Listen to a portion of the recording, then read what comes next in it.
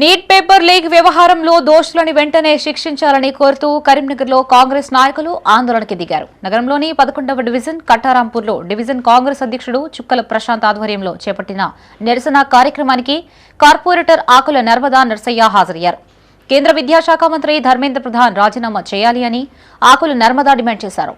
ఢిల్లీలో రాహుల్ గాంధీతో పాటు కాంగ్రెస్ నాయకుల అరెస్టుని తీవ్రంగా ఖండించారు. విద్యార్థుల భవిష్యత్తుతో కేంద్ర ప్రభుత్వం చెలగాటమాడుతుందని ఆరోపించారు.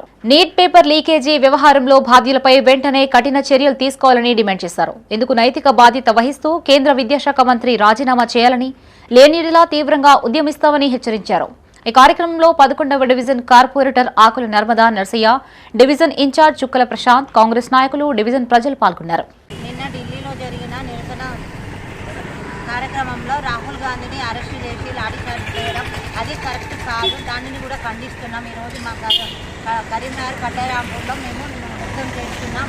అదేవిధంగా గవర్నమెంట్ ఉంది అని చెప్పేసి బీజేపీ వాళ్ళు ఇన్ని ధర్నాలు పోలీసులను అడ్డుపెట్టుకొని లాఠీ చార్జ్ చేయించడం ఇంతవరకు కరెక్ట్, అది మాత్రం కరెక్ట్ కాదు. అలా చేస్తే మాత్రం మేము ఊరుకునేది లేదు.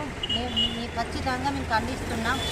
ఖచ్చితంగా చర్యలు తీసుకోవాలని, రాబోయే ఎలక్షన్లో మాత్రం ఖచ్చితంగా బీజేపీని ప్రతి ఒక్క యూత్ అని యూత్ తోటి ఓటేయించుకున్నారు. యూతే చీకొట్టే దానికి తెచ్చుకున్నారు వాళ్ళు. ఇక మీదట కూడా బీజేపీ అనేది ప్రతి ఒక్క పిల్లలు కూడా ఎవరు కూడా బీజేపీ మాత్రం ఖండిస్తారు.